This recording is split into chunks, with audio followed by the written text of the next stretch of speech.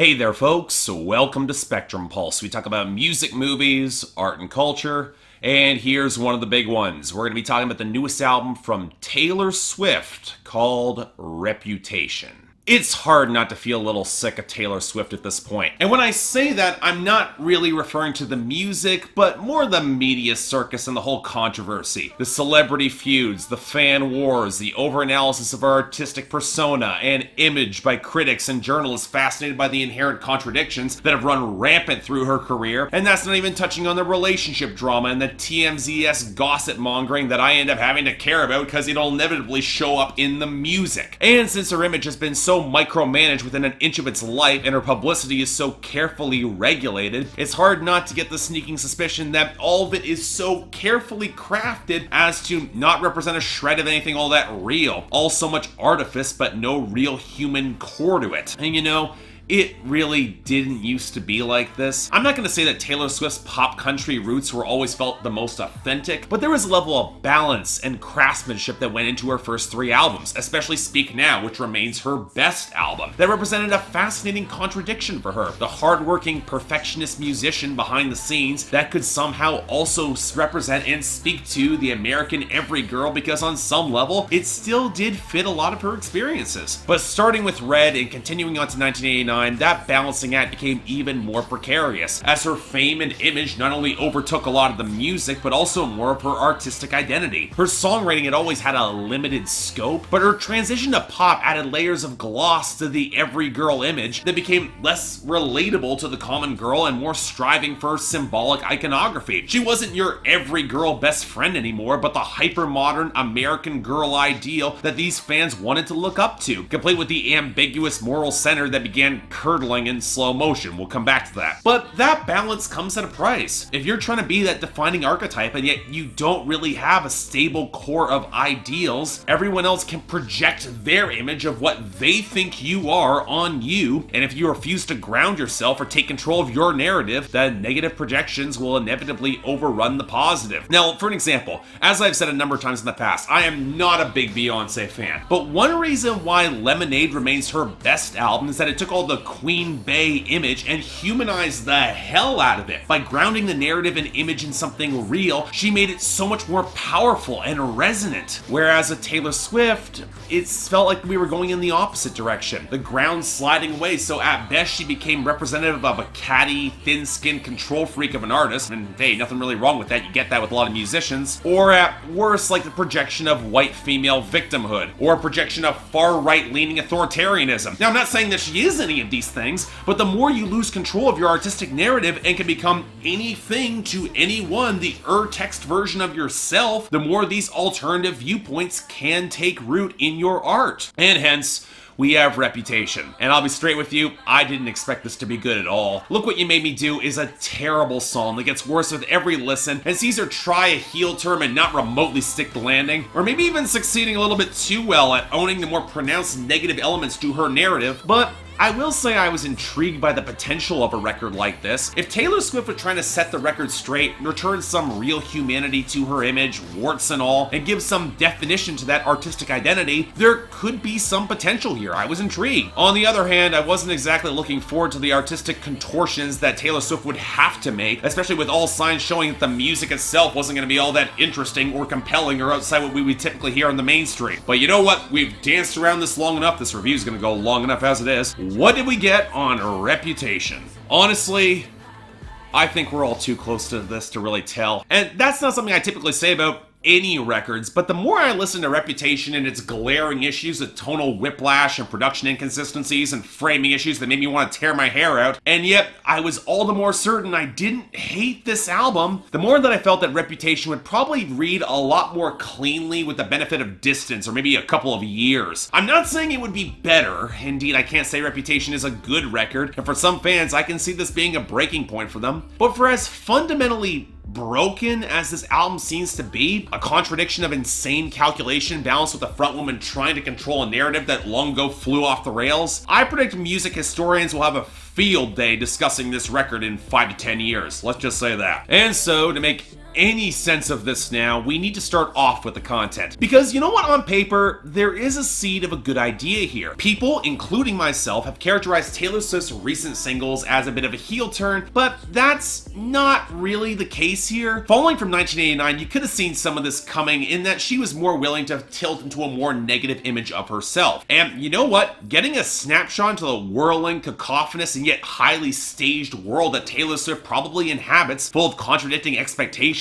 tremendous pressure, sex, and substance abuse, we'll come back to that one, there is a degree of potency to all of it, if only because Taylor Swift's very personal framing is going to remain very intimate to her. But not too intimate, of course. And then there's the one element of the Yeezus comparison that actually does make a certain amount of sense, because that album was all about Kanye West embracing the foulest part of his tabloid image, if only because he thought it was a way he could cut loose and protect his family in a world that around him just felt as phony and quietly hostile to his presence. Now, Taylor Swift doesn't really have the same grounding and motivation, and you can make the argument that the only motivation she really needs is just to reclaim her artistic and personal narrative, especially how intertwined they actually are. And if that means turning to a darker edge, so be it. And hell, considering how much good American Girl iconography has been plastered onto her, not that she hasn't asked to it, but we'll get to that, if she wanted to send all of that up in flames, analogous to what Miranda Lambert did on her star-making song Mama's Broken Heart 4 years ago, I would probably support Taylor Swift in that. And make no mistakes, this is ambitious. Given how potentially alienating this could be to certain fans and onlookers, there is some very real risk to this path that I can respect. Reputation is not an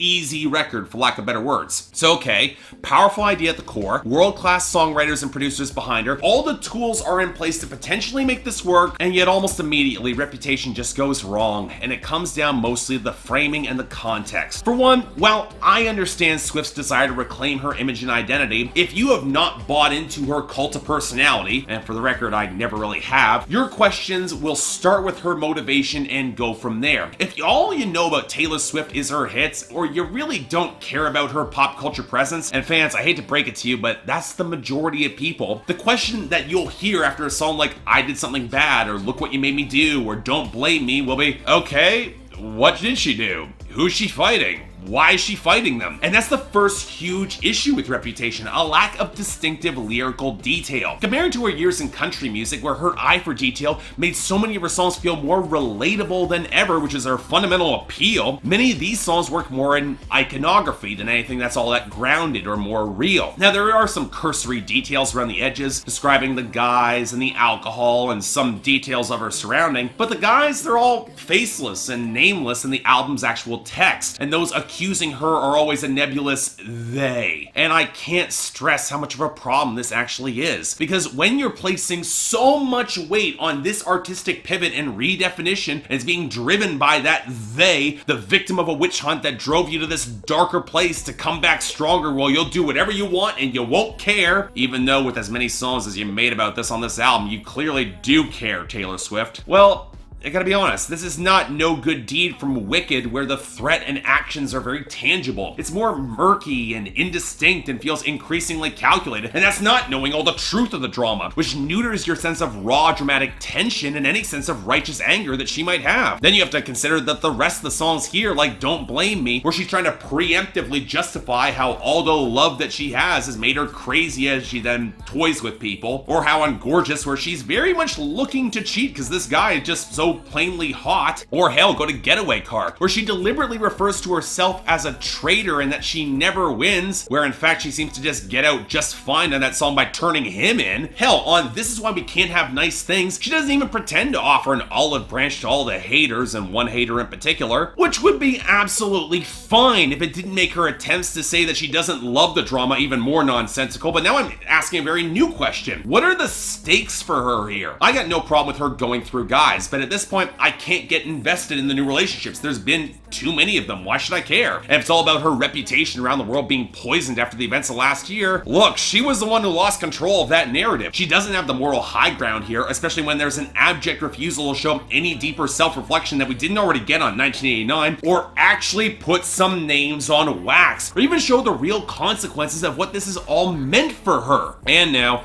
we need to get into the second major problem with this record. Even assuming the text text could support it, and for the most part it kind of doesn't, even if she's trying to elevate some of that text on songs like King of My Heart, where she references being an American queen and he moves to her like a Motown beat. That makes me think that Taylor Swift has never actually heard a Motown record. Taylor Swift still has to be able to sell all of this. And when it comes to the heel turn, no, she just can't sell a lot of this album. Now, this is also an issue with the framing, but it might actually run deeper into miscommunications between Taylor Swift and her producers, which was evidenced by Jack Antonoff claiming that Look What You Made Me Do was going for camp in his eyes, when it's clear that Taylor Swift was taking it way more seriously. But even then, her limited dramatic range in this music, particularly vocally, it hurts her. From a hook that utterly squanders the buildup of Look What You Made Me Do, to the incredibly obnoxious and rather haughty This Is Why We Can't Have Nice Things, to the majority of the production across this album, if you're expecting some sort of lean, intense, potentially dangerous or raw side of her delivery and writing, or even maybe some brand of cinematic theatricality that could propel some underwritten subject matter to meaning more, well, again, it doesn't really come through. As much as this album is trying to be melodramatic, it doesn't really stick the landing. It's not dangerous or sinister, it's more just petty and thin-skinned and increasingly insufferable. Let's compare this to another heel turn to trap sounds that actually happened earlier this year. Kendrick Lamar on Humble, which if you heard the context coming off of Feel and Pride on the album, it made the embittered turn to self-flagellating arrogance on that song really work. Now, a big part of all of that, why it worked on Damn, was because Kendrick Lamar did set all of it up in the preceding songs. But if Reputation was remotely synced properly, it could have gotten closer to that. To explain this, let me focus on one production element I actually think really works on Reputation: alcohol abuse. Now, I'm not joking there. If you consider how much that she is drinking on this album, a lot of the less rational decisions she makes lyrically start snapping into place. Alcohol's a depressant, it's numbing, and when thanks to fame she already doesn't feel more consequences, that sense of emptiness can have some human pathos, and her usage of vocoders and auto-tune seems to emphasize that detachment. That's excellent. Ironically, taking another page out of Kanye West's books again, this time from 808s and Heartbreak. And on that note,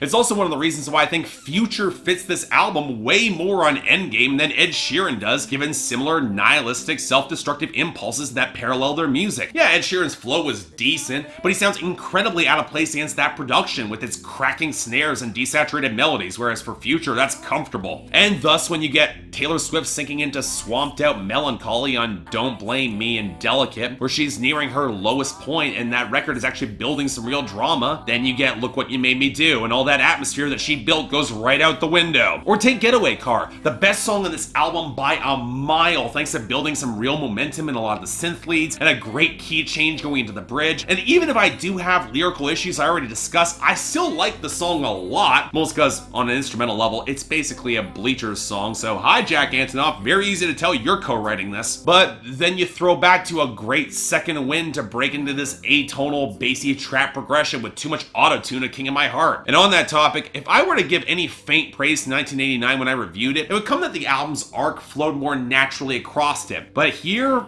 a lot of that's gone too, despite Taylor Swift's vague implications that there is some sort of progression here, with tempestuous relationship songs juxtaposed against hookup tracks like Dress and Dancing With My Hands Tied, where she talks about him turning her bed into a sacred oasis. And yeah, it's exactly like the metaphor that Fifth Harmony used on Work From Home. It's just as ridiculous here, perhaps even more so. But that actually leads to the problem that I think will hurt Reputation the most in the long run. For all of its ambition, and all the attempts to suck us into Taylor Swift's dark, more depressing world, a lot of the actual music and the production feels, well, depressingly conventional. Yeah, she's embracing the bass-heavy wallop of trap to modernize her sound, and she doesn't fix the inherent problems with so much of that sound saturating modern pop. Hi-hat progressions that don't contribute to the groove, the glossy synth melody that's getting swamped out by the bass, an excess of unneeded effects around it that don't really add much, and more appropriations of hip-hop tropes and Taylor Swift's awkward rapping that can't capture the menace or power that comes with the best of the genre. And it's not like from a compositional standpoint that this record is building to much dramatic hooks and grooves, especially in comparison with her best work, much less anything that can make her sound sexy or remotely appealing in that vein, and it utterly kills any sense of decent pacing from song to song, not helped by trying to fuse in strings and classical elements that feel like more she's borrowing from the last Halsey album rather than trace her own path. Yeah, she does know a way around a good lyrical cadence, I'll give her that. It's one of the big reasons why I actually mostly like Don't Blame Me or Delicate, or the quicker beat behind Dancing With Our Hands Tied, at least until the hook just kills the momentum and slams it into the brick wall. And yeah, again, the synth grooves and the transitions on Getaway Car is one of the few places where all those interjections, they actually come together, even if again, it's basically a Bleachers song. But let's talk about the final song, New Year's Day. It's muted, it's co-written by Jack Antonoff, obviously, it's pretty sparse in its arrangement. A moment that feels mostly sincere as Taylor Swift hopes for something that will last, maybe the sunrise after the end of a pretty dark night. And while with songs like Call It What You Want, you get the impression that she's trying to set the stage for this arc to land properly at the end. It also increasingly feels like a good throwback to a better Taylor Swift era, and one that feels increasingly disconnected with the rest of Reputation. And honestly, it's more hollow. I get hoping for it to actually work this time in the relationship, just like with Begin Again on Red, or the cleansing moment with Renewal going forward on Clean on 1989. I've seen this arc attempted before, and this time around, why should I buy it? Third time's the charm, maybe? Especially with somehow even less self-awareness this time around? What's the point of really buying into it? Especially when Taylor Swift has made this apparent, she will go through guys again and again and again. But as a whole, look, I'll say this right now, like most Taylor Swift records, it's functionally critic-proof. It's gonna move so many units and have attracted so much curiosity because of the image change, and nothing I can say or do is gonna change that, fans, so don't get all that angry here. And as I said near the beginning, how well this record will stand up in Taylor Swift's career as a whole will depend more on history. Because while I doubt this heel pivot will actually last, if Taylor Swift doesn't actually ground her material going forward, I can see this fading from all but the most diehard fans really quickly. Hell, given so much of the sound and not emphasizing that melody or stronger hooks, I expect that anyway. And given that for non-fans, you need buckets of context to make sense of what she does here, even with that context, it still doesn't make a lot of sense. I had a hard time seeing this record winning new fans over. And I'm not asking for Taylor Swift to follow some sort of moral imperative that's been foisted on her or go back to country or something. If she wants to buck that projection, I'm all for it. But do it by taking ownership of that darkness and complicated humanity, not obscure it under increasingly flimsy layers of glamour, accusations that feel baseless, contradictions that go nowhere, and ambiguous artifice that you don't need. If anything, I think the greatest loss of Reputation is that sense of deeper populism that ran through so much of her work at her best is now finally gone, amidst a scattered, misshapen story where little was learned and the tones and ideas felt distressingly by the numbers, seeming to actively avoid a grounded human moment that it could have resonated more. And really, I think that loss of populism, that will be the real damning part for this record's legacy. But as such, for me, light 5 out of 10. It's really just for the fans at this point. And really, if you're looking for better, more distinctly human pop records, well, Lorde and Kesha both dropped terrific pop albums in 2017. Personally, for me, I'm sticking with those. So yeah, thanks a lot for watching. If you'd like to like and subscribe, I'd be more than grateful. My God, this review went on too long. I had entirely too much to say. I admit that. I probably went in too deeply here, but again, I wanted to get to the roots of why this record didn't resonate with me, and considering how much attention Taylor Swift has gotten, might as well give it my full opinion. But hey, the poll's right up there for y'all to tell me how much I don't like it. And hey, if you guys want to get more involved in my scheduling process or support this channel, link to my Patreon is right over there, where 3 times a week you guys get to support my channel, and 3 times a week you guys get to vote on my schedule, and once a week for higher tier contributors, you guys get to add albums, movies, or even a top 10 list to that schedule. And hey, if you want to buy the record, links in the description below. Go ahead, have fun. You'll fit in with a bunch of the rest of them. Again, this review is kind of pointless because Taylor Swift is going to sell all those records anyway. But hey, until then, I'm Mark, you're watching Spectrum Pulse, and I'll see you next time.